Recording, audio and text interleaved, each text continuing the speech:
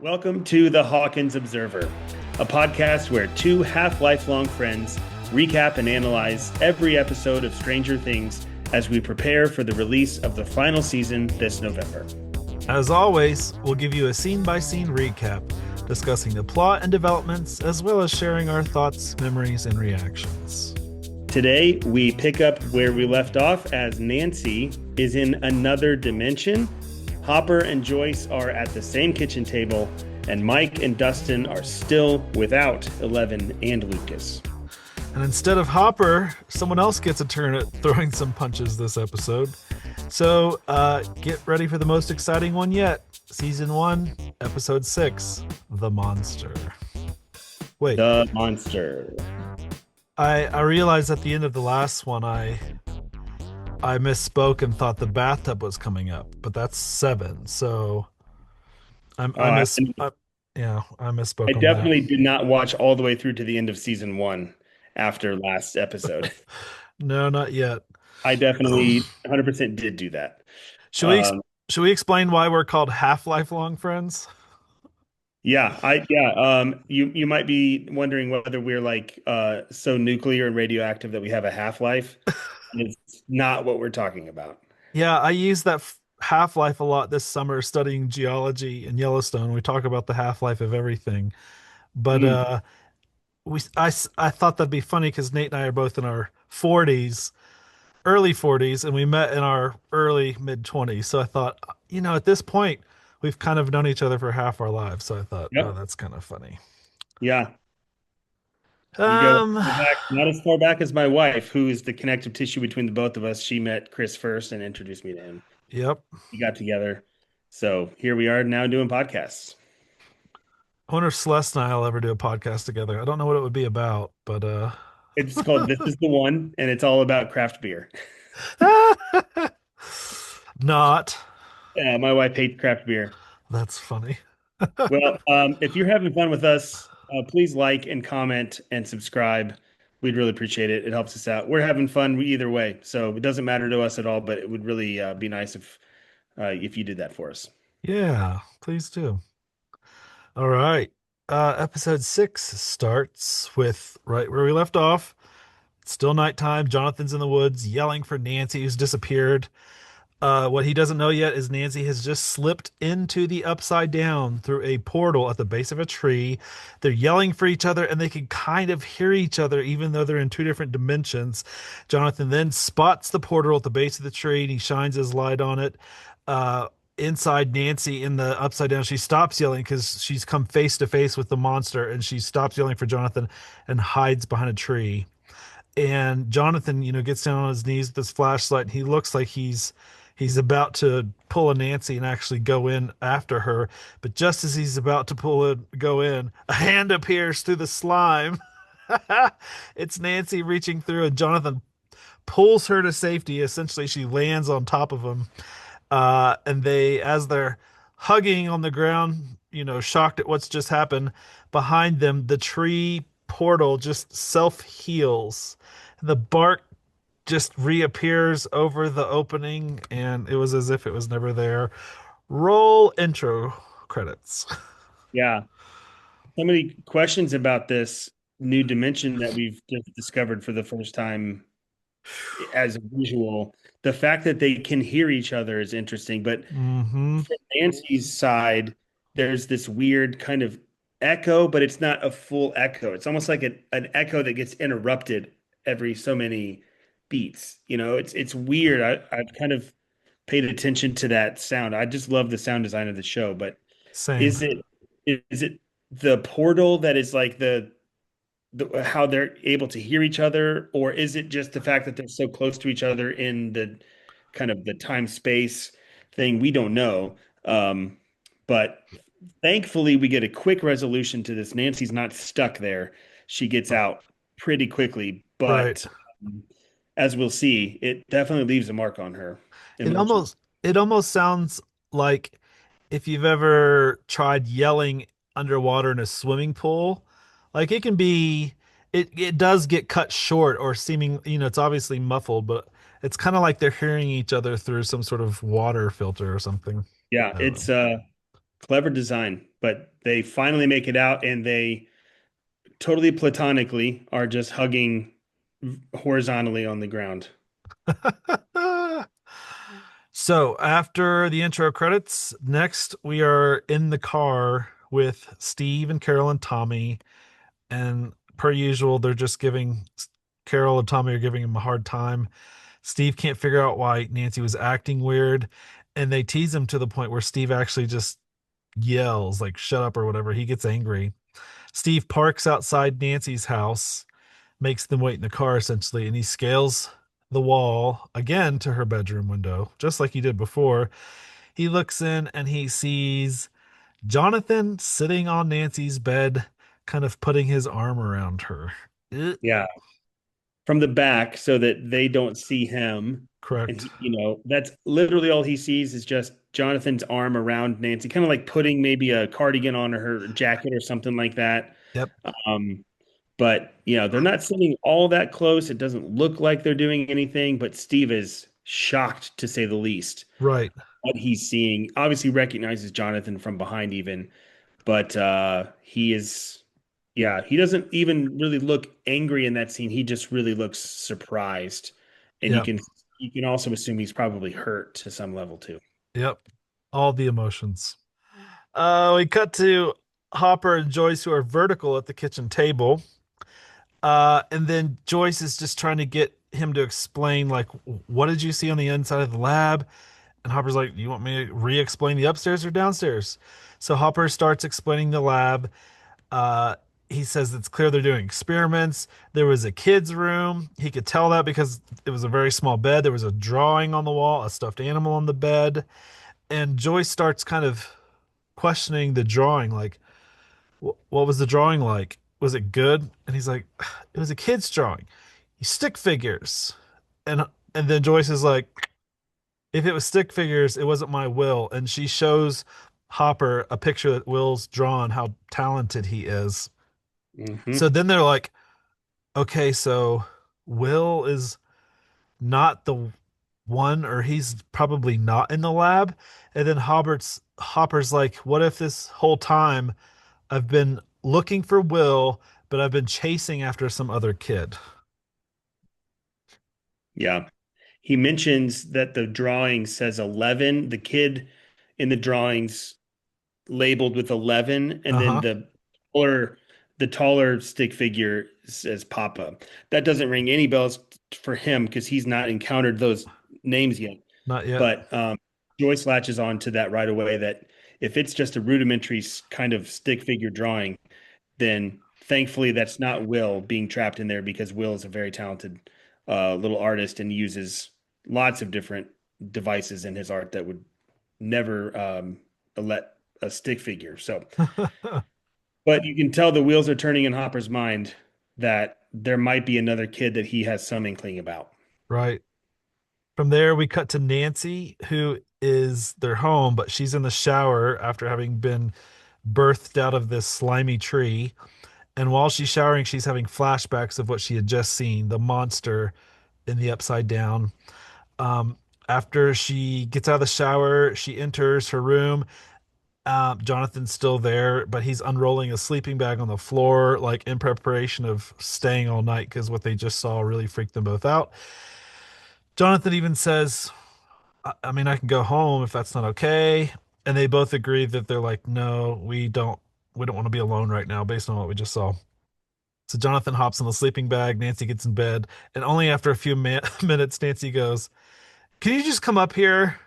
So Jonathan's like, oh my gosh, I got to get in bed with Nancy. So they share a bed platonically. Um, as Jonathan's getting into the bed, you see him slide to the handgun under the pillow. So he's still armed with the handgun. Jonathan's like, do you want the lights on or off? And she's like, Nancy says on.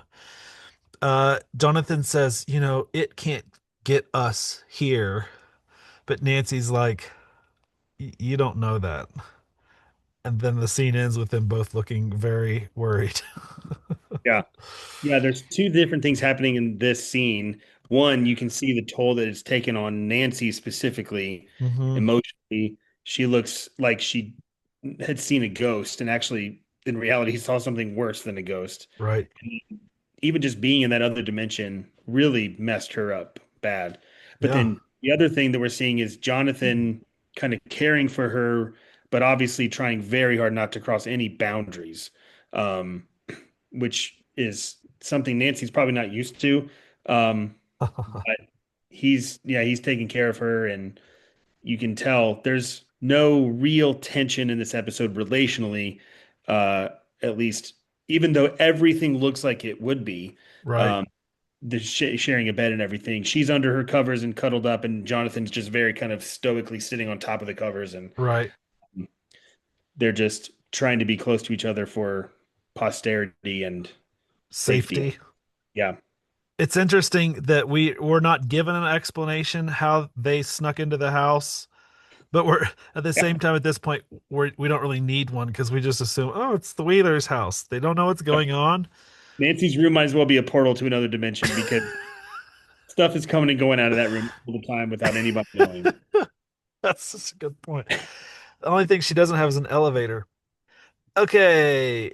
Uh the next morning, Mike's downstairs in his basement, but he's by himself. Mm. Elle didn't come home, and he just kind of angrily kicks and destroys the little fort he had made for Eleven to hide and sleep in. Yeah, you can just kind of see the turmoil in his mind of just losing, a friend and the potential to find Will, and yeah, Right. he's going through it. So from there, we cut to Hopper and a phone booth. Should we explain to the kids what a phone booth is? Nah. And he's on the phone with someone asking about someone named Terry Ives, which we remember her name from the investigation they did at the library. He gets back into Joyce's car and he says he's got an address, and so together he and Joyce drive towards presumably Terry Ives's house. Yeah, he calls in some sort of favor from somebody we don't know named Frank. Uh-huh. Just I owe you one. Thanks a lot. I really appreciate it. But they're headed off in Joyce's car. I noticed they're Joyce's not car. in the sheriff's truck that we've seen in the past. Correct. Probably just to draw less attention to themselves. I don't know. Hmm. Uh Then we cut to Jonathan, who wakes up and he kind of all of a sudden is aware, oh, I slept all night in Nancy's bed. And then he quickly realizes that Nancy's already awake and she says she's been up most of the night.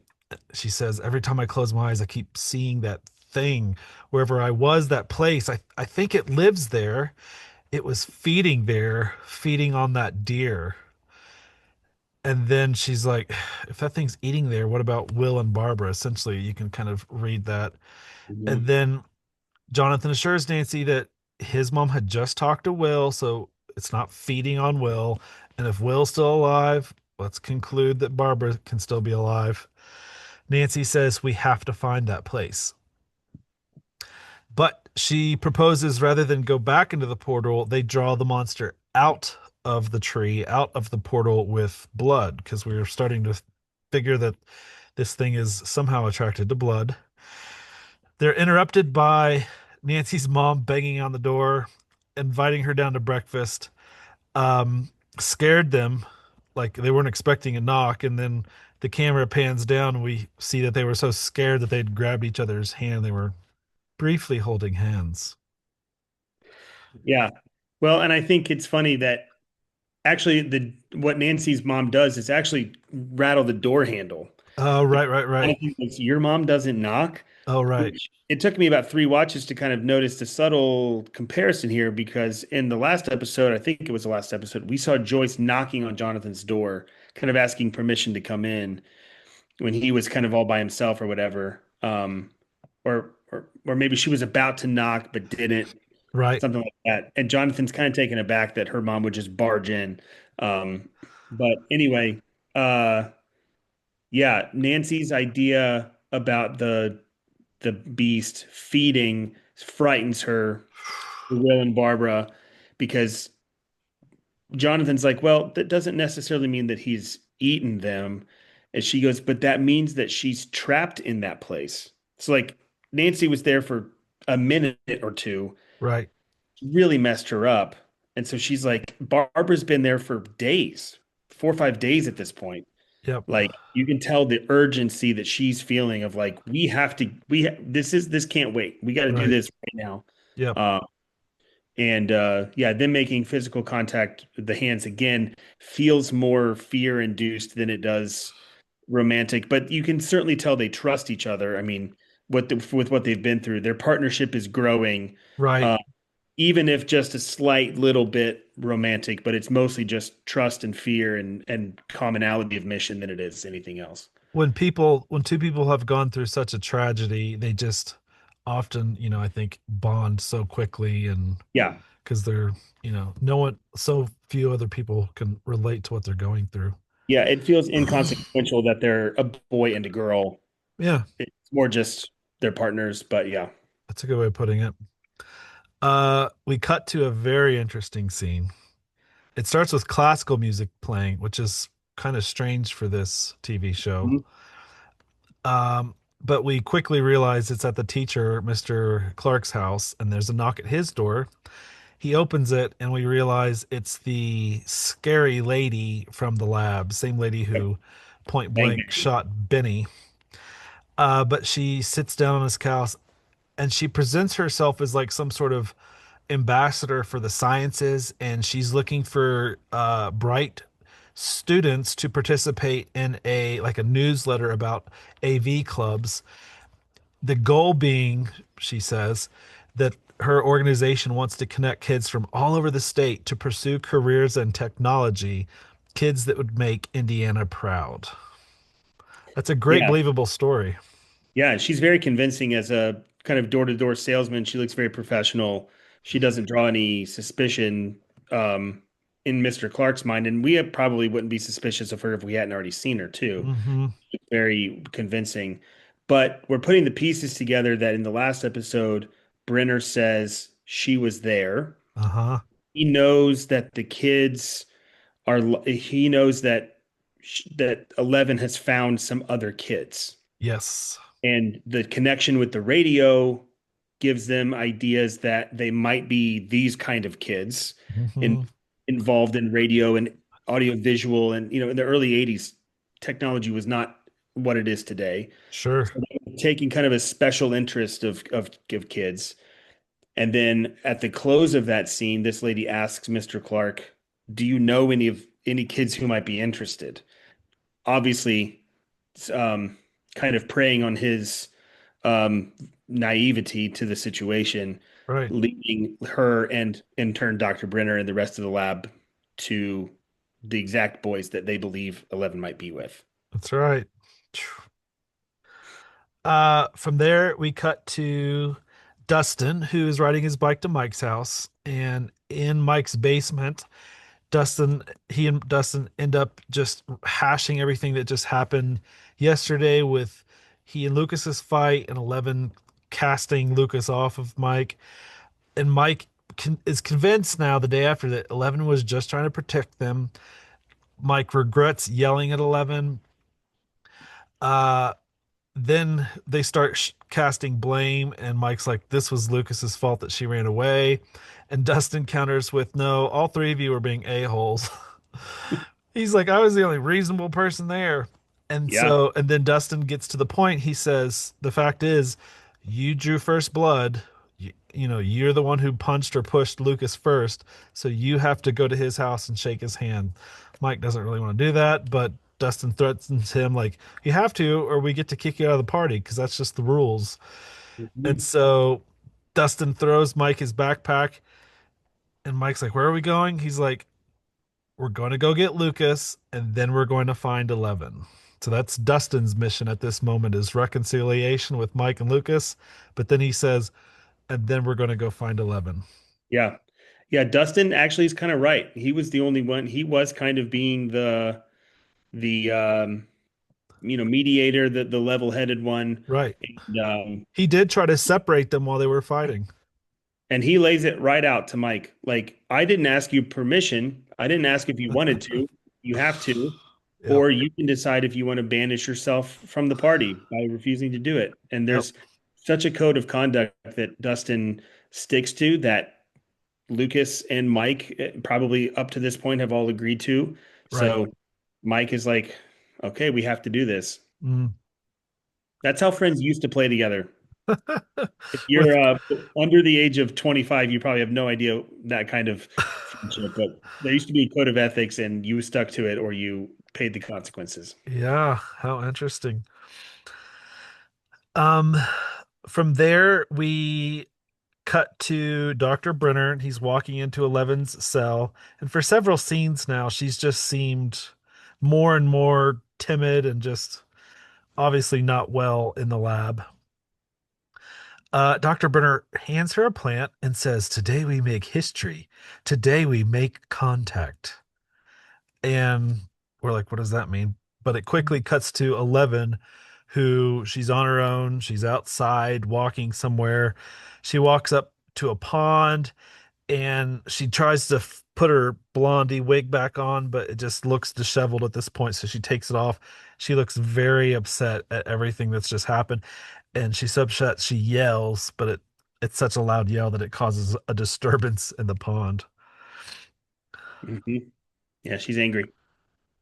Uh, You don't know from where there, she is. She's in the woods somewhere. I mean, some, just kind of like fell yeah, asleep on a hillside in the middle of the woods and yeah, all by herself with she has no home base. yeah. From there, a quick scene back at the Wheeler's house. Uh, Miss Wheeler goes upstairs, like, because Nancy said she was coming down to breakfast in the previous scene, and Ted's like, wasn't she supposed to come down here? So Nancy goes up to investigate. Knocks, doesn't hear anything or no answer from the other side of the door. So Mrs. Wheeler uses a pen or something to unlock Nancy's door, opens it, and Nancy's not there. Yep, the window's open. She can tell that she's escaped, and she notices a sleeping bag and pillow on the floor. Did you have those type of doorknobs as a kid that rather than a key, there was just a pinhole and you could push a pin in to literally unlock the I lock? think so. Yeah, I mean, I can't I honestly don't remember. My parents still live in the house that I grew up in. I don't pay. We have those in our house here. It was built in '59. Yep. But yeah, those are actually come in handy when you have little kids. I can tell you that. But yeah, Nancy's mom doesn't knock. She walks in, and she probably suspects that it was Steve Harrington because that's what she's been suspecting all along. Oof. Uh, from there, we cut to Dustin and Mike, and they're arriving at Lucas's house. And Lucas will not shake Mike's hand because he does not want 11 to be a part of their party, and Mike does. Dustin once again references DOD, something about a Bloodstone Pass. And he says because their party started to split up, it ruined it, and they were disabled because they started splitting. Lucas again accuses 11 of being a traitor, a liar, and he's not spending any more of his time on her. And Lucas storms off and says he's going to go find the gate and find Will on his own. Yeah, Lucas is standing on business. Yeah. Yep, Yeah. he doesn't want anything to do with Mike because, like I said in the last episode, he was so what's the word I'm looking for? Resistant to 11 Hmm. being part of the party. And he finally kind of puts his trust in her a little bit and then immediately, pays a consequence he believes to be related to him trusting her. So he's like, I'm out, I'm out. I'll probably, never trust her again. Right. But Dustin does later on in this episode propose why he thinks Lucas is acting that way, but we'll get there in a minute. All right, so next we cut to 11 and she's walking into a grocery store by herself.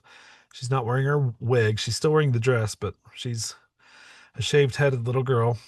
And immediately people in the store just start giving her strange glances like, "What? Who is that?" It immediately cuts to a flashback where she's in the lab and Dr. Brenner is walking her into this area, and there's a lot more people than normal. And Dr. Brenner's like, they're friends. But then he said, but don't focus on them.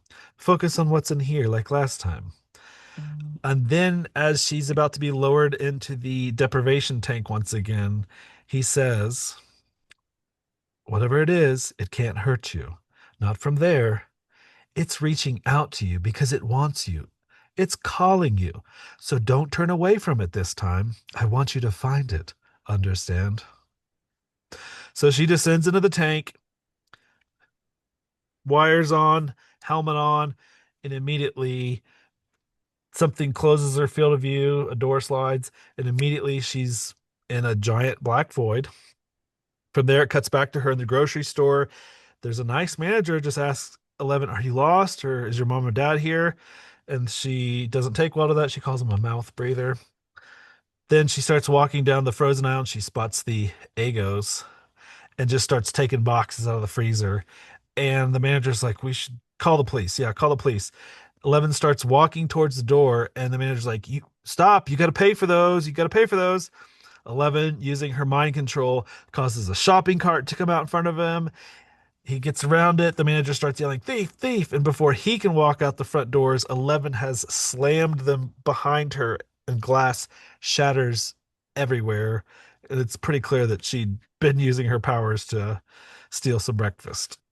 Yeah, it's a great scene. I mean, it's such a divergence from kind of what we've seen of 11 so far, where she's Mhm. not with anybody. She's totally by herself on her own. She doesn't know where anybody else is, and she's hungry enough to just go in and steal food. Yeah. Um, what's really funny is that she's just looking weird. That's her only crime, is just that Mhm. she looks weird. She has a dirty dress on and no Right. hair, and she's just inside the store grabbing merchandise from a shelf, from inside the freezer case. And they're like, we should call the police Yeah. because she looks off. Um, but yeah, the shopping cart that gets pushed in the manager's way is attached to a lady. Uh She's huh. pushing it. She's like, ah. Yep. She doesn't know what's happening. And then the automatic doors, that are on some sort of fixed, Sensor. yeah, fixed the speed, Yep. probably open and close at a fixed speed, close like that, and they just you know explode and all the glass shatters everywhere, and she's uh she's pretty pleased with herself walking away. She doesn't really have any reaction. She presumably gets away. From there, we cut to Hopper and Joyce, and they're pulling up to Terry Ives' house. And Terry's sister answers the door. And, she's like, who are you people? And Hopper's like, I'm the chief of police. And then we'd like to talk to Terry because we have a missing kid too.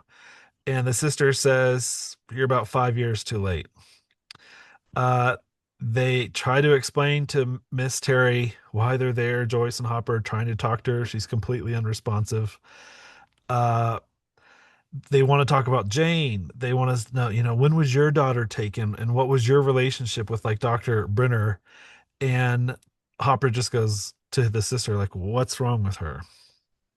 Yeah, she looks off. It doesn't look right. And at this point, you can tell Joyce, especially, is really just thinking whatever happened to Jane is probably what happened to Will. And so there's this Sure. one connection she's trying to make, but Yep. they're at Terry Ives' house trying to get to the bottom of what they read about in the newspapers. From there, we cut back to Mike and Dustin riding bikes away from Lucas's house. And this is where Dustin's like, dude, you're oblivious. Like, Lucas is jealous because you're his best friend, and Lucas just doesn't want you hanging out with 11, essentially. And Mike's you like, that's not why. And you can have multiple best friends, which is such a little kid thing to say. Like, who's your best friend? Well, I have a lot of best friends. It's such a like funny 11-year-old conversation. So Mike's like, you can have more than one best friend because you're my best friend too, Dustin. And Dustin, he looks pleased that Mike calls him his best friend. They roll up and they see the grocery store probably moments after 11 has wrecked the place, and there's commotion with the police. They look at each other and they just kind of assume that 11 was there and probably responsible for this. And we think as the scene fades out, we might see, 11 observing everything in a nearby bush or woods. So Yeah. yeah. Yeah, and at the beginning of this scene, before Dustin leaves, I have a note here that when he's grabbing his bike, he notices a white van that says Hawkins Power and Light or a Hawkins Power and Lights on it, like riding off. So Oh, he right. he gets the little glimpse of that, and like they make a point to show that he notices that van before he and Mike ride off. But yeah, Dustin's like, I know, I get it. I wasn't here till fourth grade. Like I was late to the party, and like it's okay that is your best friend. Right. So he's just jealous that you're now paying more attention to 11. And Mike's like, no, I'm not. You know, but just a little junior high relational politics here before they come upon what they know to be Eleven's doing.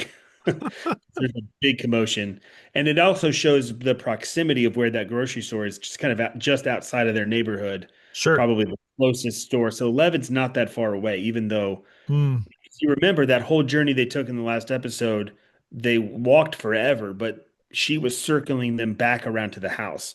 So Yep. when they separated at that junkyard, they probably weren't too far away from Yep.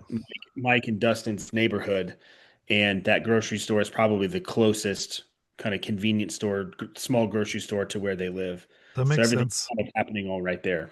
Yeah. Yeah. Like Nate said, the boys go their separate ways from Lucas's house. And like he said, Dustin's about to push his bike and hop on. And it's a white van that says Hawkins Power and Lights. The driver waves to him as if to be a friendly local repairman. But we know Dust or Lucas doesn't, but we know this is the same guy who inspected the Hawkins AV lab, the same guy who was at the buyer's house. So we know he's up to Yep. something no good. Yep. After the grocery store, we get back to Terry's house, and they're sitting at the table discussing this situation with Terry's sister. We find out that sure enough, Terry was part of this MK Ultra program in college. When she was there, the program was kind of ramping down, but the drugs actually got crazier that they were giving these paid volunteers essentially to participate in these studies.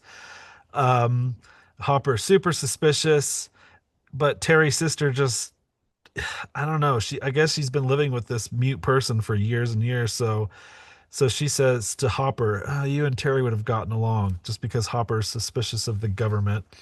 So Terry's sister goes on to say the man would give them a few $100, give them LSD, and strip them naked and then put them into an isolation tank.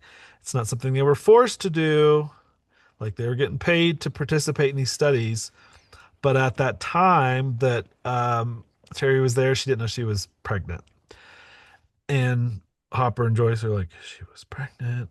But then Terry's sister says, but she miscarried in the third trimester. And now she just pretends like Jane is real. She says, she was born with telepathy and telekinesis, and that's why the big bad man stole Jane away because Jane can be a weapon for fighting the commies. And Jane or Terry's sister says there was no birth certificate. The doctors and nurses confirmed she miscarried. Yeah, Hopper is saying all the things that the sister claims that Terry was claiming Right.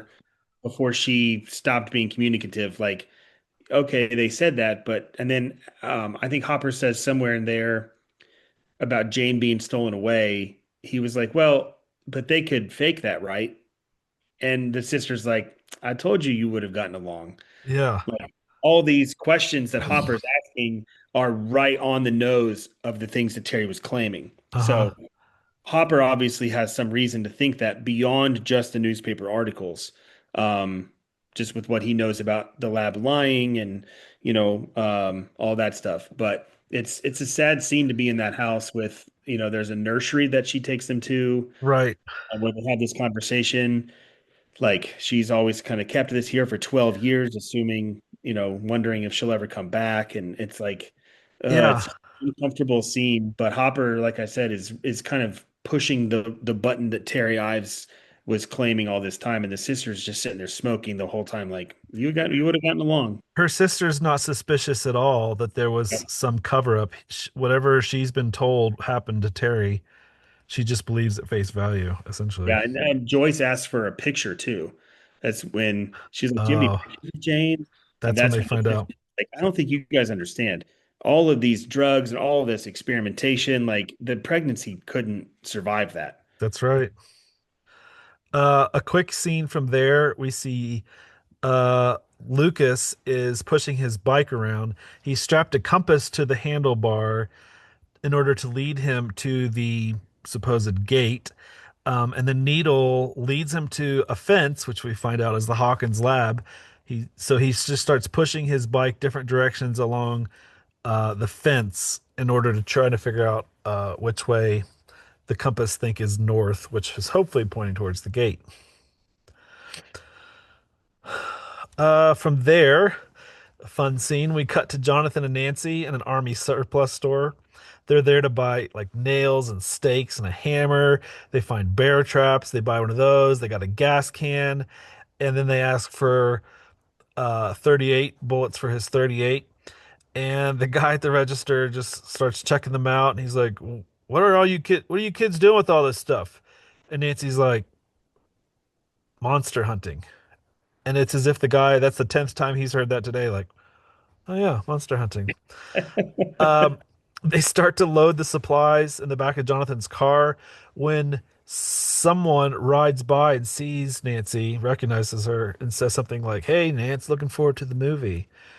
And Nancy at first wonders what that means, but then she gets the picture. She starts to run towards the local movie theater, and someone has sprayed on the main theater marquee that, starring Nancy Wheeler, the slut, something like that. So someone spray paints that Nancy's a slut.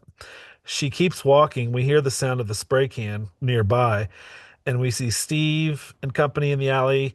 They're now spray painting something about Jonathan, and she just walks right up to Steve and slaps him. And then we quickly find out that, Steve gets around to saying that I saw, Jonathan in your room last night, and he questions her and questions her like, "What were you guys doing? What were we there for?" And she just can't answer him because obviously there's a lot going on in the Upside Down. They try to walk away from this situation, but then Steve starts picking a fight with Jonathan. He starts saying awful things about his family, his mom, his dad. He says, "I'm not surprised what happened to Will." Calls Jonathan a queer. And then a fight actually breaks out between them. Um, I think, Steve just pushed Jonathan one too many times. Jonathan turns around, decks him. And so it comes to blows. And the police somehow are already notified and on their way. And Jonathan's kind of winning. He's beating the crap out of Steve. As the police run up to try to pull Jonathan off, Jonathan accidentally elbows one of the police in the nose. Um, he's detained, and the other kids get away because they just run down the alley, and the other cop doesn't catch him. So Jonathan is detained and handcuffed Yeah, man. They were just the beginning of the scene at the army surplus store. Jonathan and Nancy's mission is just right on track. Like that they have day. no idea what they're even buying. Like they don't even have a plan. They're just like they see a bear trap and they're like, "Yeah, let's grab one of those. We don't know what we're gonna need." Yeah. Uh, and a little levity with the clerk going, "Oh yeah, monster hunting. Cool. That's perfectly sufficient answer." Um, but yeah, I the the teenagers are all back on on their BS about Nancy and spray painting the marquee, which is probably why the cops were in the area. The theater probably called them. That's true. Um, so, but yeah, in the alleyway, Jonathan is taking the upper road. He's taking the high road here, Yep. mostly because of his own introversion, but also at Nancy's like, "Come on, Jonathan, like we have we have something we need to do." Yeah. But Steve just is relentless about, "Oh, I'm kind of impressed actually, Jonathan, that you were able to to get Nancy because I always kind of thought you were queer. And Right. yeah, I mean, turns out you're just a screw up like your dad and your mom. And no worry, no wonder what happened to your brother. I hate to be the one to tell you that, but and you just like you want to reach the screen and punch Steve. Yep. Um, so yeah, it's an unfortunate situation because it's like you don't blame Jonathan for sticking up for himself, even though you kind of wish he did just walk away because Yep. he's getting pulled away from their mission. But yeah, the goofy deputy is the one who gets hit barely, and he's exclaimed, "Oh, Oh, my my nose!" nose. Yeah, That's so stupid. yeah. But Yeah, I feel like he, Jonathan was in a blind rage right then. Like yeah, he, for probably many reasons, wanted to hit Steve so bad that he just couldn't stop. Didn't there was nothing else going on around him other than the fact that he was getting to hit Steve in the yeah. face. Steve got a couple good shots in, but by the time the cops get there, Jonathan is on top. I mean, he's got the upper hand. He's really going to town on Steve. And even Nancy's like, he's had enough, or one maybe So Carol, enough. one of them is like, he's had enough. You're going to hurt him. Yep. Uh, so we're actually maybe even thankful that the cops get there because who knows what Jonathan would have done to Steve. Right. But the takeaway is that Jonathan's been taken away in handcuffs. We cut back briefly to Terry Ives' house. They're obviously kind of wrapping up. Joyce just looks back into the living room at Terry very sadly, and obviously Terry's not making eye contact or noticing. They get back into Joyce's car, and Hopper just he's the man. He assures her, "We're going to find him. We're close." And as they're talking, they're interrupted by one of the officers calling over the police radio that there's a fight that broke out. And Hopper's like, "I don't have time for this." And the officer's like, "It's Jonathan Byers. Do you know where Joyce is?" Yeah. Yeah. It's interesting as they leave the Ives residence. I think Joyce like shows Terry a picture of Will, I think, or she shows him something. She shows her something, and Terry is looking at it, but obviously isn't saying anything. Right. And you see the desperation in Joyce's mind happening of she just can't leave the room. Like she turns the corner, but then she kind of looks back with a long gaze at Terry, Yep. and you can see the wheels turning in her head that she's like, that's gonna be me in 12 years. I'm gonna make myself so crazy looking for Will. I'm not gonna find him because they don't know what happened to Terry other than just that she's non-communicative, she's non-responsive. Yeah. He starts to get scared, and then in the car, and Hopper's like, we're gonna find. He's like, she looked for her for 12 years, Yeah. you know, and Hopper reminds her like, yeah, she's been missing for I think 11 years. She's been missing for 11 years, and then she shows up at Benny's diner 5 days ago. Like, there's hope. We're on to something. Hmm. He says there's a chance, and then he says, "Do you know what I would give for a chance?" Hmm. Referencing his daughter. Obviously, we don't yet know what happened to his daughter, but uh, yeah, he's appealing to her like, don't give up hope because if I were in your position, I would be ecstatic at the opportunity to even have a chance. Right. Yep. But they get interrupted by the police call, and they're like, you know, here we go. From there, we cut to the police station, and Nancy is talking with the receptionist, and she's a little naive and like, "Do you think we'll be out of here soon?" And the receptionist is like, "You will, but he won't. He assaulted an officer." And the receptionist makes the mistake of calling Jonathan Nancy's boyfriend, and Nancy's like, "He's not my boyfriend."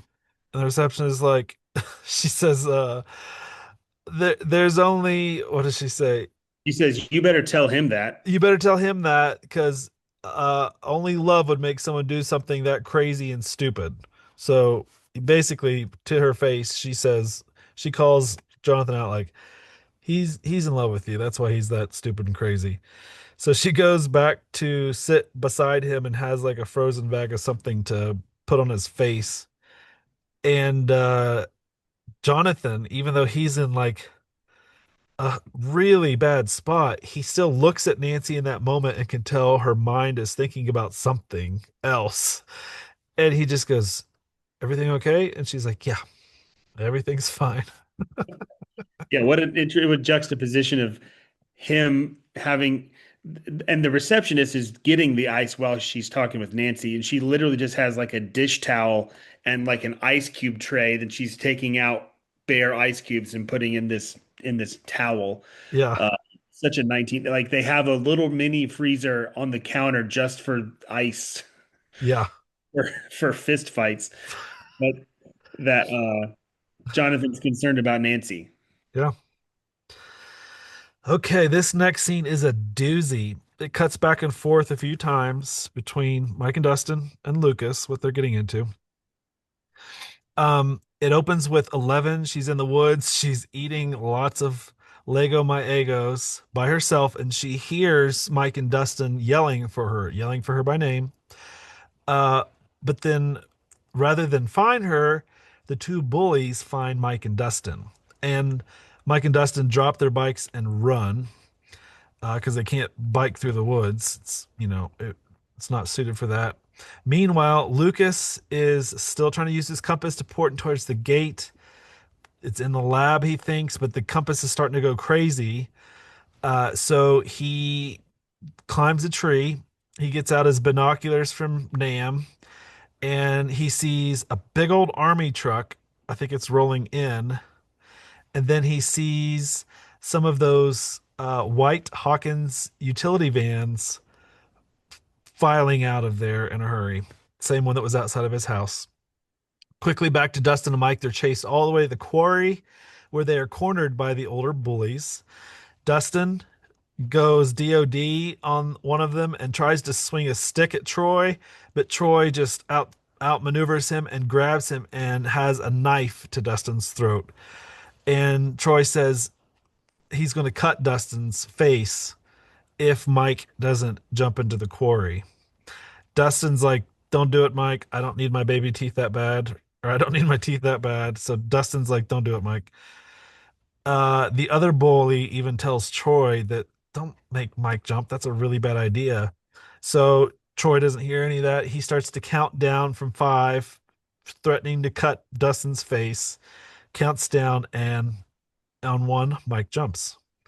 The 3 boys run to the edge of the quarry to see if Mike's hit the water yet, but instead they find him just suspended in midair, floating. He's then retracted upwards through the air, over top of them, and dropped pretty hard on the ground behind the bullies. A miracle. But then 11 walks around the corner and she uses her powers to knock down the bigger bully. She then uses her powers to break Troy's arm. And then she just says, "Go." And the two bullies run. And Dustin is just, he couldn't be happier to see her. He just starts yelling at the bullies, "You better run. She's going to kill you. Our friend's crazy." Like, Dustin is just, he's the most triumphant in this situation because he's so happy to see But 11 save them. what a scene. I Woo! mean, you don't want to see the bullies in the woods because they're upset because they Troy especially was just embarrassed in front of the whole school peeing himself. Uh huh. So he's out for blood. And he goes too far. I mean, clearly holding a knife to Dustin's mouth, and even the other kid is like, "Hey man, Yeah. cool it," and Mike is standing on the edge of the quarry. That drop is several hundred feet. I mean, Oh, it yeah. doesn't, it's not just like jumping off a bridge over a No, river. Like no. it would probably kill Mike. Yep. And I don't know why Mike decides to jump. That's the craziest thing. I've thought I about mean, that. I I don't know what made him do that other than just loyalty to his friend. Maybe he feels like he doesn't have any other choice, or maybe in some distant world he might suspect that that kind of danger might draw Eleven's attention. But I mean, we don't get any indication of that. But yeah, he says the only way that we can make this right is if you wet yourself. Talking to Uh Mike, huh. and I'm like, he wants Mike to pee his pants right here. Like that's weird. And then he says, I want you to jump into the water. Yep. But when 11 comes around the corner, I mean that first of all. I want to say my memory of that scene when Mike jumps and is just hanging there, like in Uh-huh. midair, I was just like, oh my gosh. Like obviously that's 11. Um, Yeah, but when she comes around the corner, she looks, like what you see the marketing stuff of 11 now, walking through the mud with the dirty dress and the shaved head and on mission. that's the same combination that she does to the two guards in the lab. She pushes the one back and then she kind of does this with her head and breaks the guy's arm. Yep. And yeah, Dustin takes all the credit for it. I mean, he doesn't take the credit like he did it, but he's like, "Yeah, you better run. She's our friend and she's crazy. Um, I love it so if you ever much. come back here, because she'll kill you." And so in at the end of that scene, 11, 11's back. They found her, and they're all kind of huddled in a group hug on the ground. Yep. I I have to think that because these boys operate with such a code of honor and a set of ethics, even though it's based on a game, it's still very, honor driven and loyal. I have to think that in Mike's mind, like he was literally ready to die for Dustin in that moment. Like maybe he thought, I'm the one that got Dustin into this situation. I really do think that maybe he was ready to die for the party. Yeah, I mean, also just yeah, yeah. I think you're right. So after 11 has performed this amazing stunt, getting rid of the bullies and saving Mike, she's weak, but she goes into a flashback, and now we're back into that deprivation chamber, back into the void of anything but blackness. And in the distance, she sees something, starts walking to it. She gets close. We realize it's the monster apparently feeding on something. It didn't hear 11 walk all the way up to it. So she just slowly reaches her hand out and touches it on the back. No sooner does she touch it than this monster turns around and just roars, growls at her. When that happens, she if she was in some alternate state inside the tank, she comes to and just screams so loud in fear that alarms start going off. People, the scientists, the visitors in the lab start running, and a large portion of the wall just forms this crack or fissure, just a giant 20, 30, 40 foot high crack develops in the wall as 11 is just yelling inside this deprivation tank. From there, it cuts quickly back to Elle laying on the ground, tired. She has blood coming out both nostrils, I think. And in her tired voice, she just says, Mike, I'm sorry. I'm the one who opened the gate. I'm the monster. And Mike assures her, no, you're not the monster. You saved me. And like you said, Mike picks her up because she's exhausted and he hugs her. Dustin can't resist and he just kind of leans down and lays on their hug and hugs them both as well. It's a really cute scene. From there, the three of them, it cuts to Mike's backyard, uh, and they walk past the spy electrician, the baddie in the van, the white van that looks like it's just a power company or something. And that guy calls it in and says, I got eyes on them. They're heading home now. From there, Dr. Brenner and others jump into a bunch of those Hawkins Power and Light vans. And Dustin's still there in that tree, and he sees them all pulling out, all filing out. And then we Lucas. see, sorry, Lucas is still in the tree at the lab, sees those vans driving away. And the episode ends with Dustin, Mike, and 11 just heading back into Mike's basement. Roll credits. Yeah. The fact that that guy on the radio in the Hawkins van sees 11 uh terrifies you because now there's no suspicion of do they actually know where she is? Are they making the right connection between the boys and her? Right. But this guy, this scout, you know, spots her in real time with his own eyes Yep. and knows, presumably, that they're going into that house. I Yep. mean, they leave their bikes outside in the backyard and they go in through the basement door. Um, and Lucas is not with them, but thinks that he knows kind of what's going on because of what he's seen at the lab. Right. Um, kind of as a scout himself, actually. Yeah. But yeah, the that scene with her in the deprivation tank getting scared, when that crack forms on the wall, you wonder. It's obviously in that moment you don't exactly know, although you suspect it might be around because of what you've seen of that mucousy, fleshy portal wall that we've seen in other episodes. Right.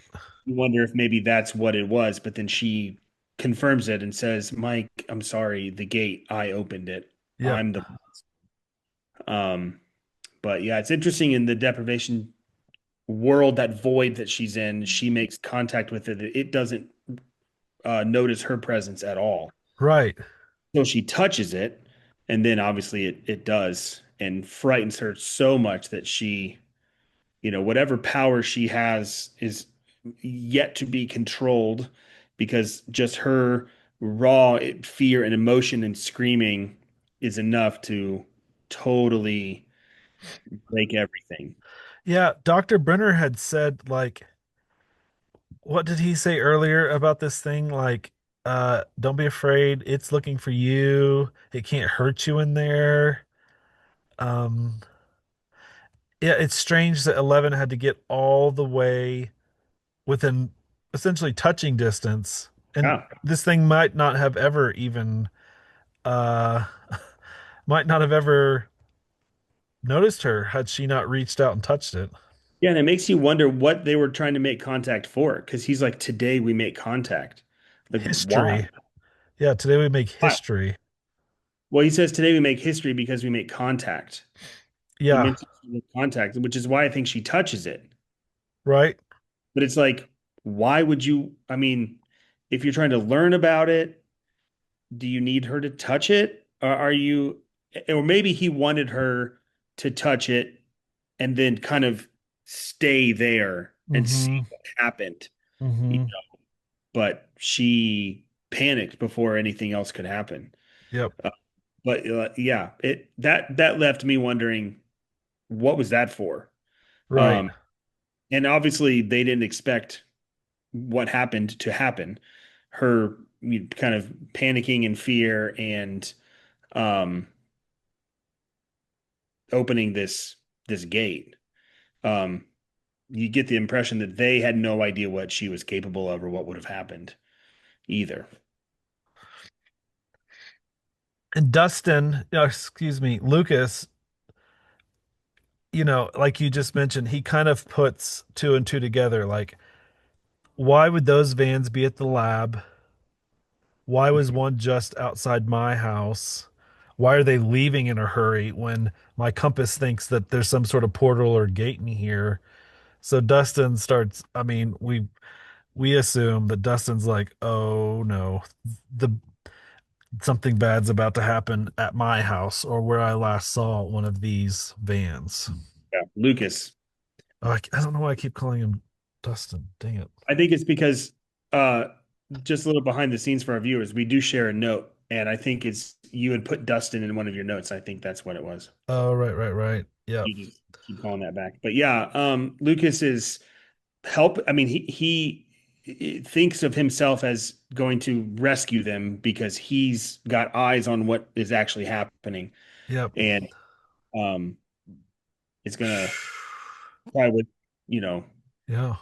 he's scared, and you can kind of see the wheels turning in his head. He's gonna try to maybe do something. Yeah.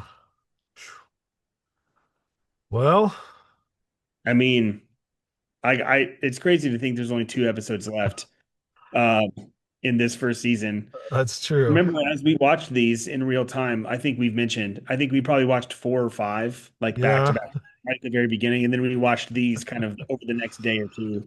Yep. Um, but yeah, I mean, it's this episode here is the first one that doesn't really begin and end in one day. Hmm. Like so far it's kind of been Oh, that's uh, true. what happens kind of in the morning and then the episode ends at night. But this Yeah. one kind of starts a whole kind of long journey of one big long story over the last three episodes. Yeah. So if you're gonna kind of binge three in a row, it would kind of need to be six, seven, and eight Hmm. because they all kind of happen in one big long um, you know, day or day and a half or whatever. Yeah, So that's true. this would be the one that you would just like Well, you have to it's watch the first one. it's it's just over 2 hours to my bedtime with two episodes left. So Yeah, I know that that's what you're thinking, but you being 2 hours behind me gives you a bit of an advantage there. that's true. That's true. Yeah, and I like I said before, I realized at the end I punned the wrong episode last time, but I'll try again. If your kids are out of the bathtub and asleep, and if your wife doesn't think you're a monster for staying up for two more, we could just. I'm just scared that she'll make me sleep in a deprivation tank. We have one. It's doghouse. Yep. Uh, but yeah, let's do it. In all honesty, she's not home right now, so uh, Hey. kids are asleep, but she's not home. She's out with friends, so Oh, um, good. so maybe we will stay up and watch it. But either way, like, comment, and subscribe if you wouldn't mind, and we will see you in the next episode 7 here on the Hawkins Observer.